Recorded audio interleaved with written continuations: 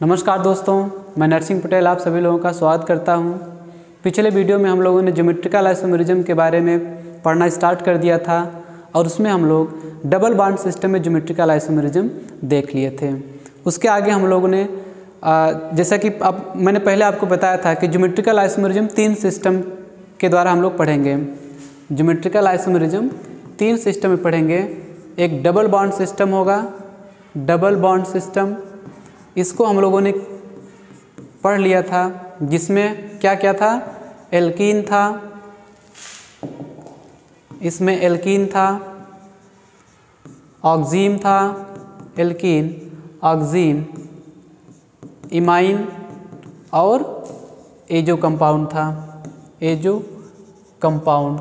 और geometrical isomerism कहाँ देखे थे हम लोग? साइक्लिक सिस्टम में, जो कि आज पढ़ने वाले हैं। और इसके अलावा ज्योमेट्रिकल आइसोमेरिज्म हम लोग कुछ स्पेशल केसेस देखे थे, सम स्पेशल केस। और इसको मैंने बताया था कि मैं आपको यहाँ पर नहीं पढ़ाऊँगा, जब हम लोग ऑप्टिकल आइसोमेरिज्म पढ़ेंगे तभी उसको हम डिस्कस करेंगे। जैसे क्यूमुलेटेड पॉलीन होता है और स्पायरो कंपाउंड होता है, ठीक। और आज हम लोग पढ़ेंगे साइक्लिक सिस्टम के बारे में ना। तो चलिए शुरू करते हैं। ज्योमेट्रिकल आइसोमेरिज्म इन साइक्लिक सिस्टम। जैसा कि आपको पता है कि ज्योमेट्रिकल आइसोमेरिज्म साइक्लिक सिस्टम में 2 सिस्टम होंगे जो शो करेंगे। एक साइक्लो एल्केन होगा और दूसरा साइक्लो एल्कीन होगा, ठीक है। तो हम लोग आज पढ़ेंगे इन दोनों के बारे में, साइक्लो एल्केन और साइक्लो एल्कीन के बारे में। तो हेडिंग लगाइए साइक्लो एल्केन। साइक्लो एल्केन में ज्योमेट्रिकल आइसोमेरिज्म कैसे होगा? चलिए आप लोग नोट्स बनाते चलें। नोट्स बनाना आपके लिए ज़्यादा ज़रूरी है, क्योंकि बाद में रिवाइज आप उसे अपने नोट से करेंगे। साइक्लो एल्केन लिखिए इसमें आप लोग, cycloalkane so geometrical isomerism due to restricted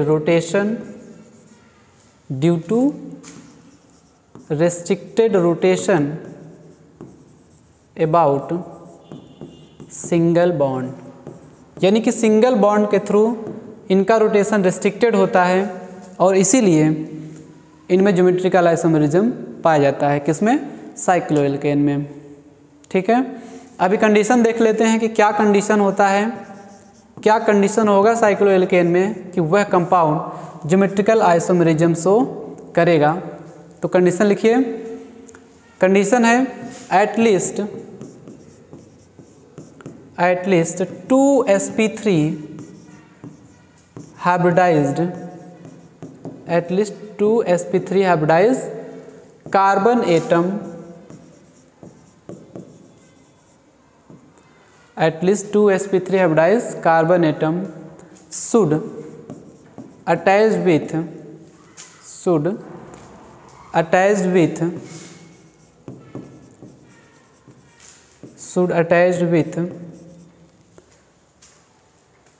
2 different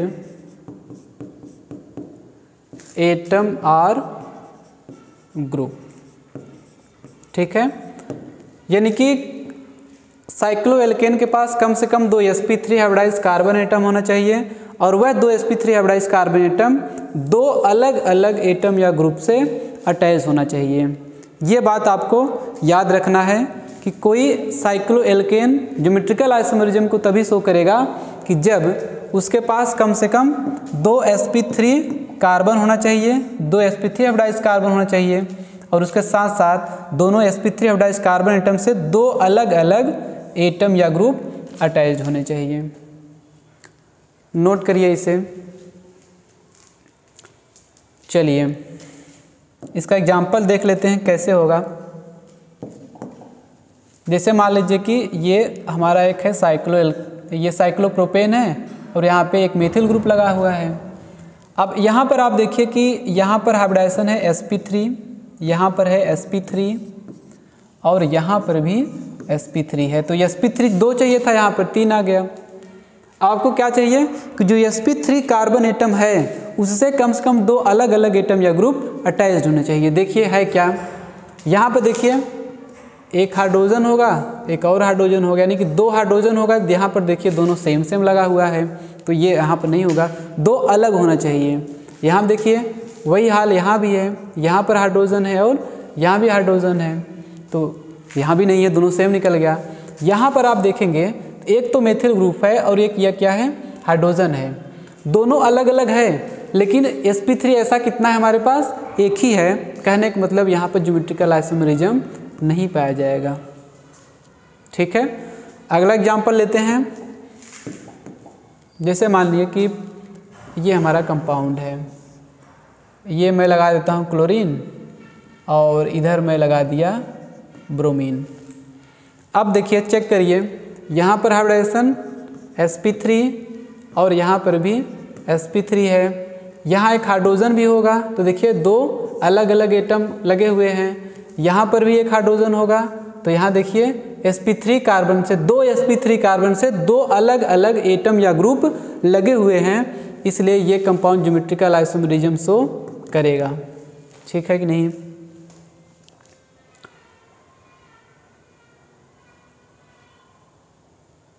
ये रहा हमारा, आप नोट करिए इसे, ज्योमेट्रिकल आइसोमेरिज्म इन साइक्लोएल्केन। आपको केवल यही चीज़ को देखना है कि 2 अलग अलग एटम या ग्रुप हैं कि नहीं। चलिए बताइए, इसमें ये स्ट्रक्चर क्या नाम है, यह है साइक्लोहेक्सेन और यहाँ पे मैं लगा दे रहा हूँ मेथिल ग्रुप, Me का मतलब मेथिल, और यहाँ से एक लगा दे रहा हूँ CH3 और एक लगा दे रहा हूँ Me।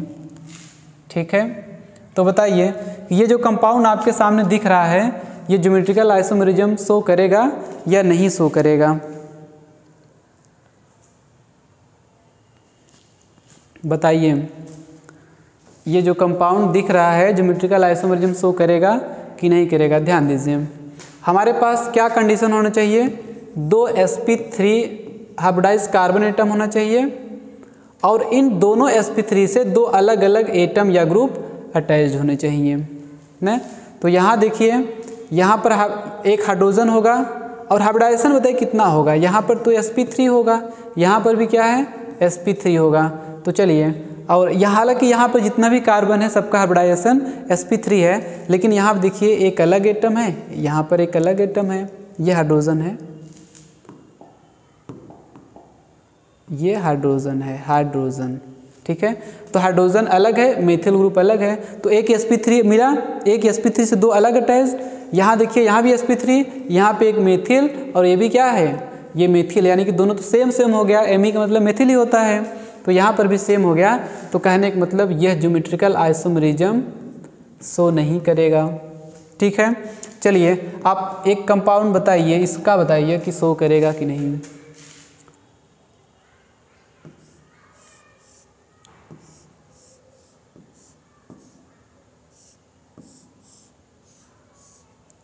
ये कंपाउंड है आपका,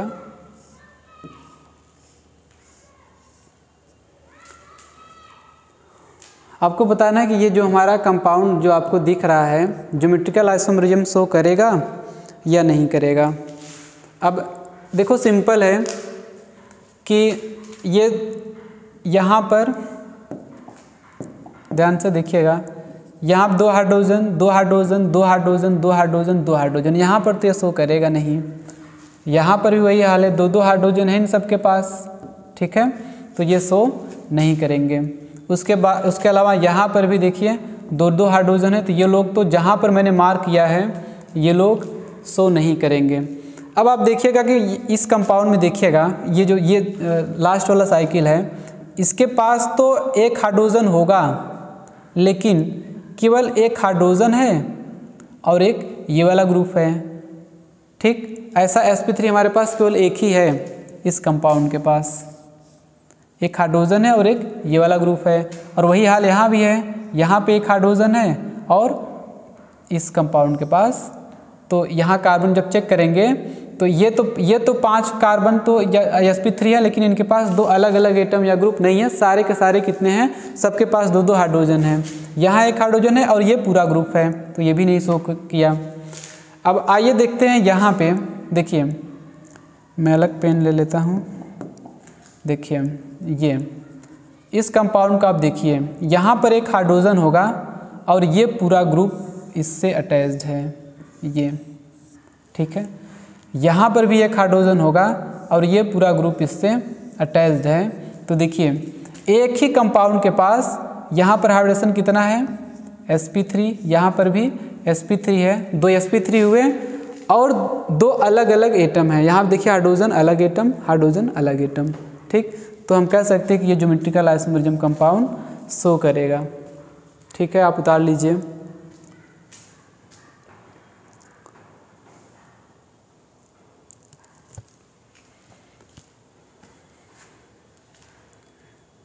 चलिए आगे बढ़ते हैं। जैसे सपोज कीजिए कि मैं एक आपको कंपाउंड दे रहा हूँ, ये देखिए Cl, ये साइक्लोप्रोपेन है। इस साइक्लोप्रोपेन से एक Cl लगा है, नाम क्या होगा इसका, 1,2-डाइक्लोरो साइक्लोप्रोपेन, 1,2-डाइक्लोरोसाइक्लोप्रोपेन। अब देखिए इसका हम लोग कितने तरीके से इसको लिख सकते हैं। देखिए एक ये साइक्लोप्रोपेन है, ध्यान दीजिए, एक पे हम अप पे लगा दिए, यहाँ भी अप पे लगा दिए, ठीक है। याद रखिए कि अगर दोनों क्लोरीन अप पे लगे हैं, अप लगे हैं या डाउन लगे होंगे, तो दोनों ही केस में ये कॉन्फ़िगरेशन इसका सिस होगा।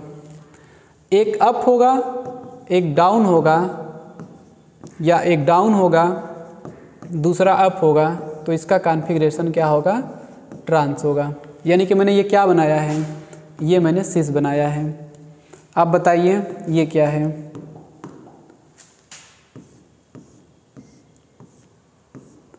दोनों क्लोरीन मैंने डाउन लगा दिया, तो क्या है भाई, देखो ये भी सिस है। दोनों देखिए अप लगा है तो सिस होगा, दोनों अप लगा था, और दोनों डाउन लगेगा तब पर भी सिस होगा। यानी कि ये कंपाउंड और ये कंपाउंड, इन दोनों में कोई अंतर नहीं है, ठीक है। लेकिन इसके विपरीत अगर किया जाए कि एक अप पे लगा दें और दूसरा डाउन पे लगा दें, देखिए एक अप पे लगा दे रहा हूँ क्लोरीन और दूसरा डाउन पे, और ये जो बचा हाइड्रोजन यहाँ पर कर दें, तो इसको बोलेंगे ये ट्रांस है, ठीक है। एक अप पे लगा दिए क्लोरीन को, एक डाउन पे, तो ये क्या हो गया, ये ट्रांस हो गया। या मैं ऐसे भी इसको लिख सकता हूँ कि ये देखिए साइक्लोप्रोपेन, यहाँ पे क्लोरीन कर दिया, यहाँ पे हाइड्रोजन, और यहाँ पे क्लोरीन, यहाँ पे हाइड्रोजन। तो देखिए यहाँ भी क्या है, अप डाउन है, तो अप डाउन होगा तो क्या होगा, ट्रांस होगा। तो ये भी हमारा ट्रांस ही है, ठीक है।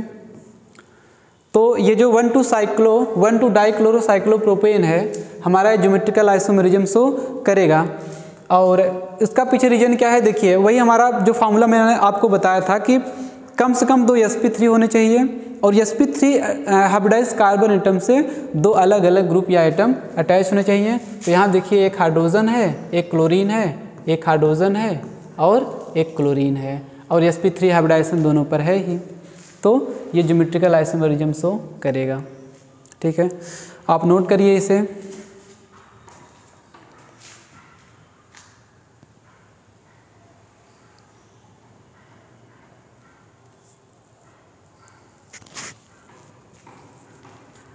ठीक, नेक्स्ट लिखते हैं आप, ये साइक्लोएल्केन में हो गया ज्योमेट्रिकल आइसोमेरिज्म। अब हम लोग आगे बढ़ते हैं, हम लोग पढ़ेंगे ज्योमेट्रिकल आइसोमेरिज्म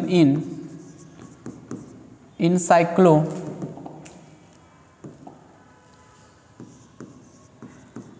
साइक्लोएल्कीन, ठीक है। इसमें आप लिखिए cycloalkene so geometrical isomerism, cycloalkene so geometrical isomerism due to due to both sigma and pi bond, due to both sigma and pi bond. देखिए साइक्लोएल्केन ज्योमेट्रिकल आइसोमेरिज्म शो कर रहा था केवल सिग्मा बॉन्ड की वजह से, लेकिन जो साइक्लोएल्कीन है सिग्मा के साथ साथ ये पाई बॉन्ड दोनों की वजह से ज्योमेट्रिकल आइसोमेरिज्म शो करेगा। कौन? साइक्लोएल्कीन। ठीक है, तो पहले आप लिखेंगे फर्स्ट क्या है, geometrical isomerism in cycloalkene due to किसकी वजह से? Due to sigma bond. अब देखिए अगर सिग्मा बॉन्ड की वजह से हम साइक्लोएल्कीन में ज्योमेट्रिकल आइसोमेरिज्म देखेंगे तो इसमें ये वाला केस वही हो गया जो साइक्लोएल्केन का हो गया ना, क्योंकि साइक्लोएल्कीन में जो सिग्मा बॉन्ड की वजह से ज्योमेट्रिकल आइसोमेरिज्म होगा वो एक तरीके से कौन हो गया? वह एक तरह से साइक्लोएल्केन का ही केस हो गया। ठीक है, तो साइक्लोएल्केन का केस कौन सा था कि 2 sp3 हाइब्रिडाइज्ड कार्बन एटम होने चाहिए और दोनों sp3 हाइब्रिडाइज्ड कार्बन एटम से 2 अलग अलग एटम या ग्रुप अटैच होने चाहिए।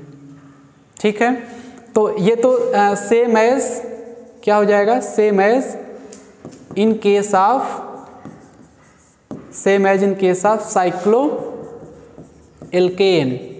जैसे साइक्लोएल्केन के केस में था वैसे यहाँ के केस में भी है। हमको देखना है कि geometrical isomerism in cycloalkene due to pi bond. अब पाई बॉन्ड की वजह से साइक्लोएल्कीन में ज्योमेट्रिकल आइसोमेरिज्म कैसे होगा, इसी बात पे हमको चर्चा करना है। आप नोट करिए।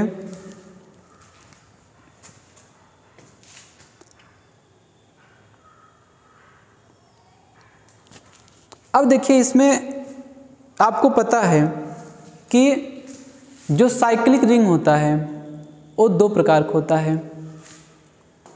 साइक्लिक रिंग कितने प्रकार का होता है? 2 प्रकार का। एक होता है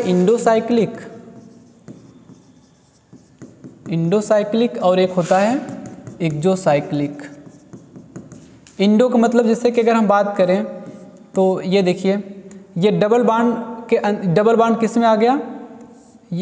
इसमें अंदर रिंग के अंदर आ गया। ठीक है कि नहीं? मैं बात कर रहा हूं कि जो साइक्लोएल्कीन होगा, साइक्लोएल्कीन 2 प्रकार से हो सकता है, एक इंडोसाइक्लिक होगा और एक एक्सोसाइक्लिक होगा। इंडो का मतलब है कि इस रिंग के अंदर डबल बॉन्ड है।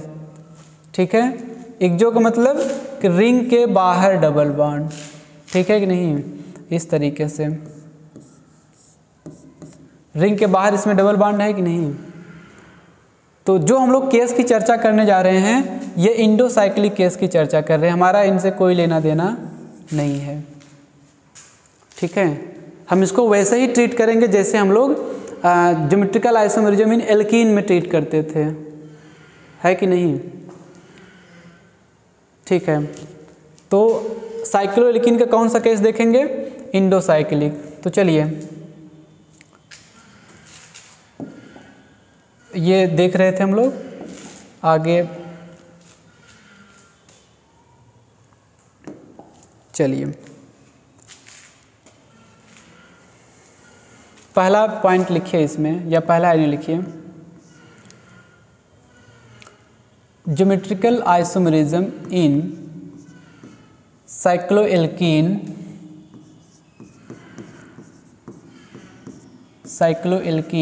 Having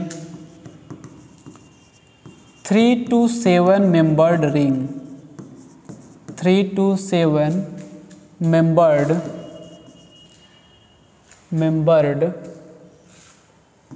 ring.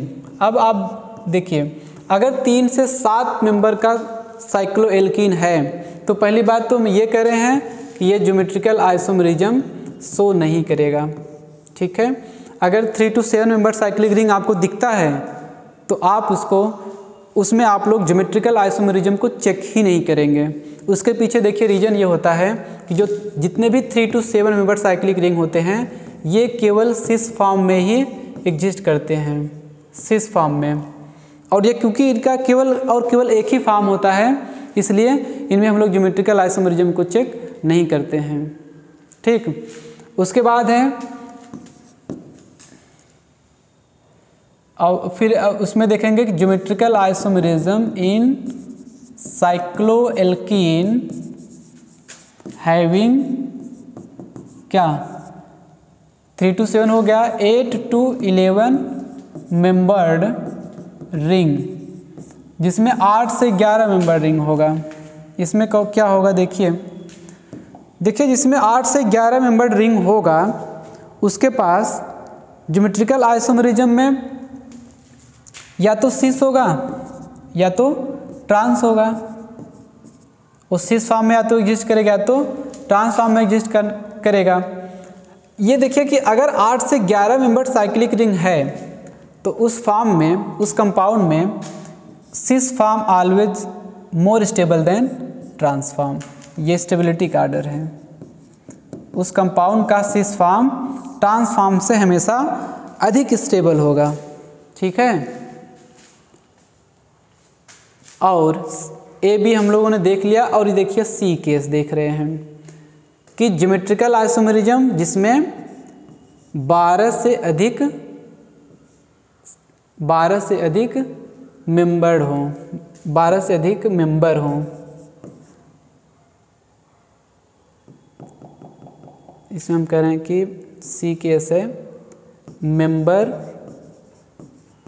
कितने हों इज ग्रेटर देन 12। और अगर 12 से अधिक मेंबर होंगे तो इस कंपाउंड का trans form always more stable than cis form. इसको आपको रटना है।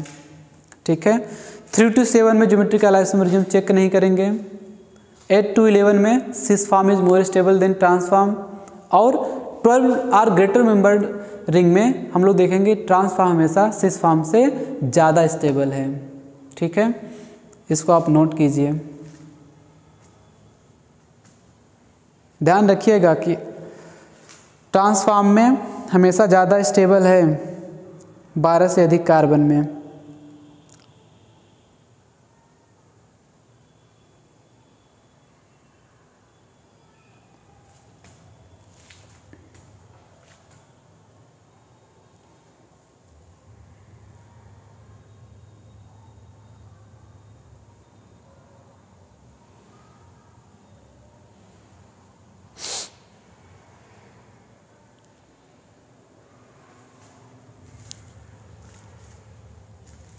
इसको आप नोट कर लीजिए। चलिए दोस्तों, एक कंपाउंड है, इसका नाम है साइक्लोऑक्टेन। क्या नाम है इसका? इसका नाम है, एक कंपाउंड है जो कि नाम है इसका साइक्लोऑक्टेन। ठीक है, कैसे इसका स्ट्रक्चर बनाएंगे? इसका स्ट्रक्चर बनाएंगे कुछ इस तरीके से।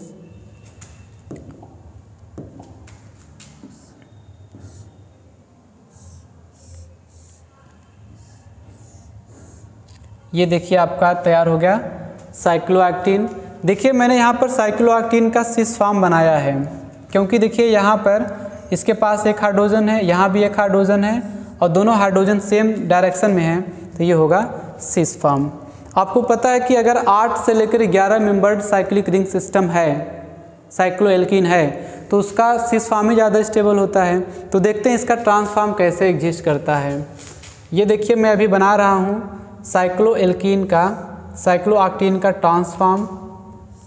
ये रहा साइक्लोऑक्टेन का ट्रांसफॉर्म और ये देखिए एक दूसरे से अटैच्ड हैं, तो ये है साइक्लोऑक्टेन का ट्रांसफॉर्म ना। आप चाहे ऐसे बना लीजिए और चाहे इस तरीके से बनाइए। देखिए इस तरीके से भी आप बना सकते हैं।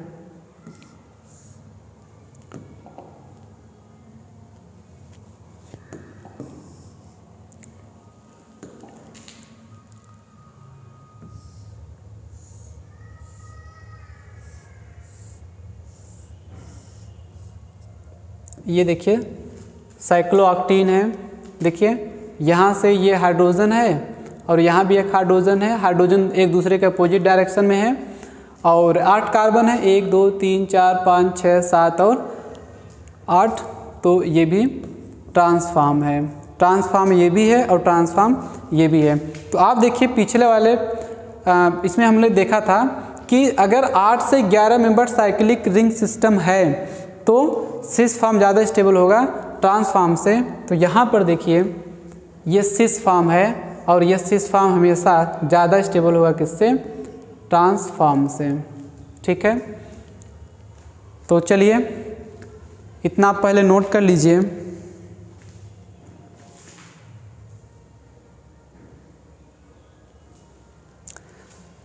ठीक है, चलिए अब कुछ क्वेश्चंस कर लेते हैं। आप क्वेश्चंस लिखिए, आप क्वेश्चंस लिखिए। Which of the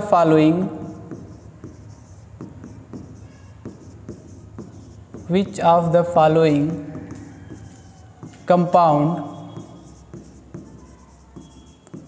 will show geometrical isomerism? ठीक है, कौन सा कंपाउंड ज्योमेट्रिकल आइसोमेरिज्म को शो करेगा? चलिए भाई, आपको बताना है, आंसर देना है। आप पहला नोट कीजिए। मान लीजिए ये एक कंपाउंड है, दूसरा कंपाउंड हमारा है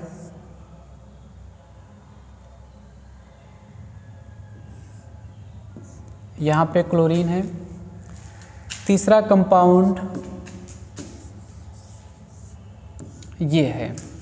चलिए बताइए जल्दी से, आप पहले इसको करिए, सभी लोग क्वेश्चंस को सॉल्व करेंगे और आप बताइए कि पहला कंपाउंड शो करेगा कि नहीं ज्योमेट्रिकल आइसोमेरिज्म।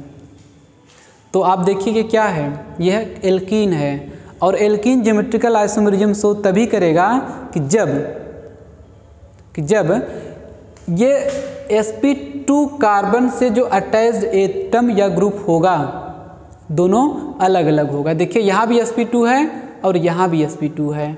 ठीक है, इन दोनों से दोनों अलग अलग एटम या ग्रुप अटैच होने चाहिए। हमने इसके बारे में चर्चा कर लिया था।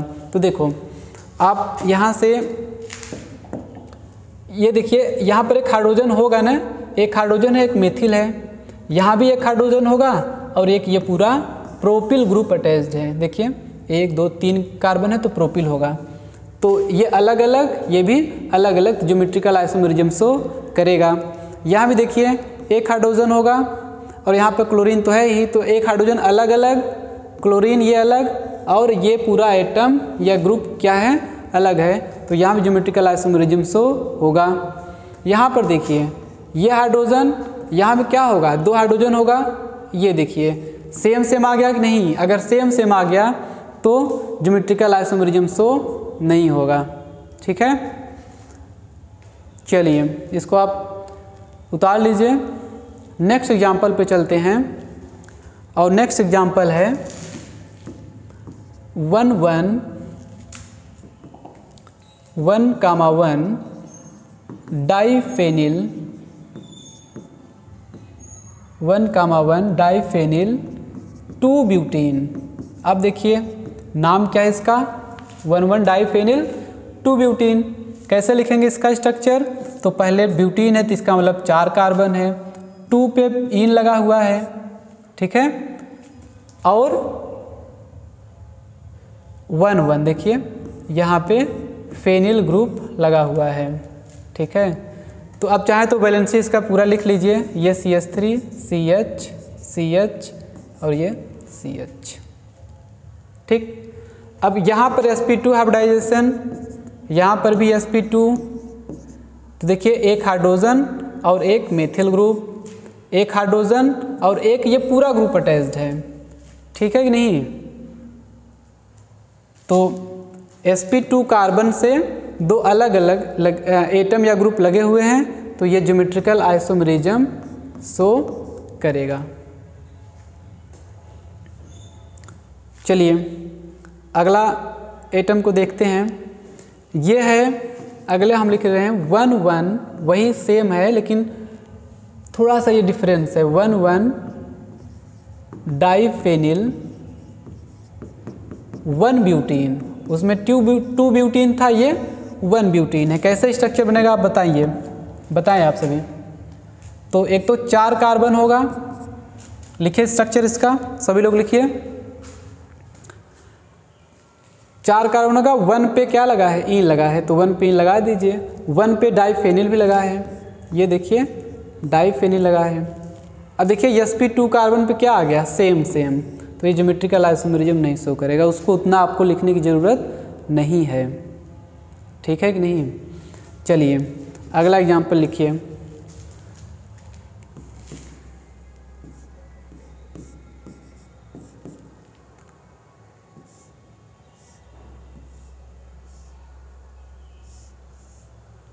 चलिए इसको आप बताइए।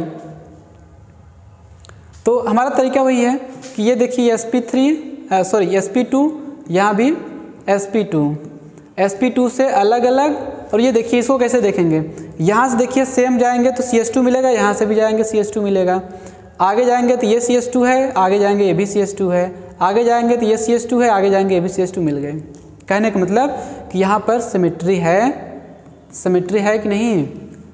तो ये वाला तो देखिए sp2 कार्बन का अलग अलग है, दोनों ग्रुप या आइटम अलग अलग हैं यहाँ पर, लेकिन यहाँ पर क्या मिल गया, सेम मिल गया, तो यहाँ पर ज्योमेट्रिकल आइसोमेरिज्म शो नहीं होगा, ठीक है। चलिए इसमें बताइएगा,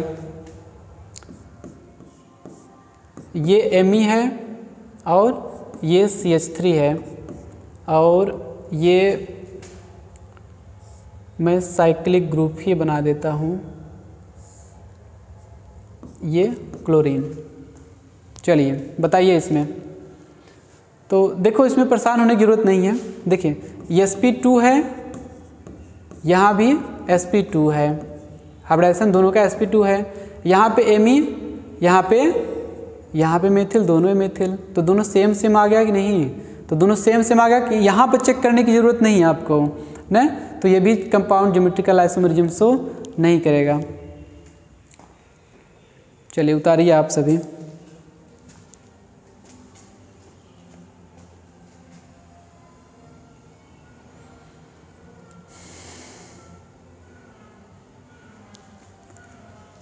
इसी पे एक लास्ट एग्जांपल देख लेते हैं, देखिए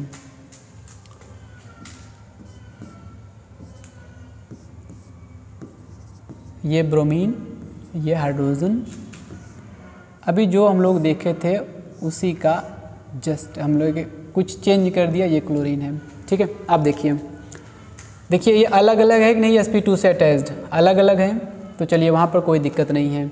यहाँ देखिए, यहाँ से आगे बढ़ेंगे, जब आप इस कार्बन पे जाएंगे तो इस कार्बन से क्लोरीन लगा है और ये ग्रुप लगा है।